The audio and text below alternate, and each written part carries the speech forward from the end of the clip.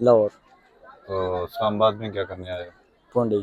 हो ਉੱਥੇ ਕੋ ਨਹੀਂ ਉੱਥੇ ਦਾ ਮਾਹੌਲ ਵੇਖ ਵੇਖ ਕੇ ਅੱਕ ਗਏ ਅਸੀਂ ਕਿ ਇੱਥੇ ਦਾ ਵੇਖਾਂਗੇ ਅੱਛਾ ਇਸਲਾਮਾਬਾਦ। ਇਹ ਭੁੰਡੀ ਕੀ ਹੁੰਦੀ ਹੈ ਇਹ ਪੁੰਡੀ ਹੁਣ ਅਸੀਂ ਇੱਕ ਕੁੜੀ ਨੂੰ ਵੇਖਨੇ ਆ ਨਾ, ਹਾਂ ਉਹ ਅੱਗੋਂ ਸਾਨੂੰ ਵੇਂਦੀ ਹੈ, ਅੱਛਾ ਇਹ ਪੁੰਡੀ ਹੋ ਜਾਂਦੀ ਹੈ। अच्छा ये भुंडी हो जाती है पुंडी हो जाती शर्म नहीं आती है।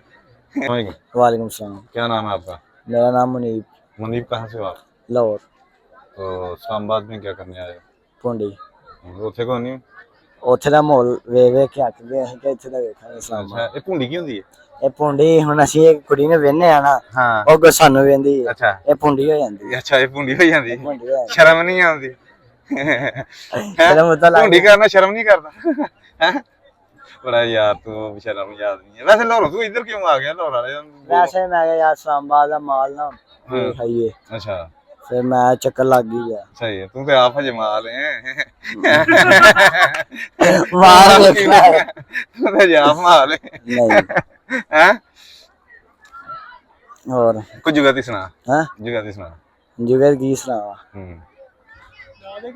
कोई हैं ਜੁਗਰ ਨਹੀਂ ਆਉਂਦੀ अच्छा की करना है ਪੜ੍ਹਨਾ। किनवी च ਮੈਂ 10ਵੀਂ ਚ।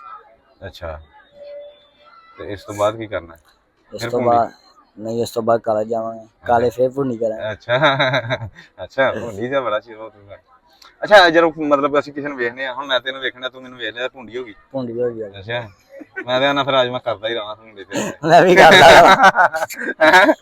ਹੈ ਮੈਂ ਵੀ ਦਿਲ ਕਰਦਾ ਕਰਦਾ ਰਹਾਂ। ਅੱਛਾ ਤੇ ਹੁਣ ਮਹੱਲੇ 'ਚ ਉਹ ਸਕੂਨ ਹੋਇਆ ਜਿੱਥੇ ਤੂੰ ਰਹਿਣਾ ਉਹਨਾਂ ਨੂੰ ਬਹੁਤ ਖਤਮ ਹੋ ਗਈ ਹੋਣੀ ਆ ਹਾਂ ਮੈਂ ਬੋ ਖਤਮ ਕਰਾਤੀ। ਮੈਂ ਤੈਨੂੰ ਇੱਧਰ ਕਰ ਦਿੱਤਾ ਮੈਂ ਫਿਰ ਆ ਇੱਧਰ ਕਰ ਦਿੰਦੇ ਨੇ ਹੈਂ?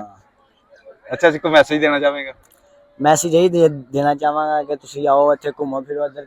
कैमरामैन अगर आपको दिखा सकें तो देखें कितना खूबसूरत इधर माहौल है, तो आप इधर आए एंजॉय करें अच्छा और पुंडी भी साथ में करें। अच्छा यार ਭੁੰਡੀ ਵਾਲਾ ਲਫ਼ਜ਼ ਤੂੰ ਬਹੁਤ ਬੋਲਦਾ ਹੈ वैसे ही आप ਹੈ ਅਜੇ ਚੰਗੇ ਜਿਹੜੇ ਨਾ ਸਿਆਣੇ ਆਦਮੀ ਤੇਰੇ ਤੇ ਭੁੰਡੀ ਕਰਦੇ ਹੋਣੇ ਨੇ ਹੈ नहीं यार, बस सियाने बंदे ने मिली दे, ਹਾਂ ਚੱਲ ਸਹੀ बस स्कूल जाइए, स्कूल ट्यूशन बस ਘਰ घर। ਸਹੀ ਚਲੋ ਬਹੁਤ ਸ਼ੁਕਰੀਆ ਬਹੁਤ ਅੱਛਾ ਲੱਗਾ ਤੇਰੇ ਨਾਲ ਗੱਲਬਾਤ ਕਰਕੇ ਤੇ ਅਗਰ ਕੋਈ ਤੈਨੂੰ ਮੇਰੀ ਗੱਲ ਬੁਰੀ ਲੱਗਦੀ ਹੋਵੇ नहीं नहीं ਤੇ ਕਰ ਲੈ ਜੋ ਹੁੰਦਾ ਹੀ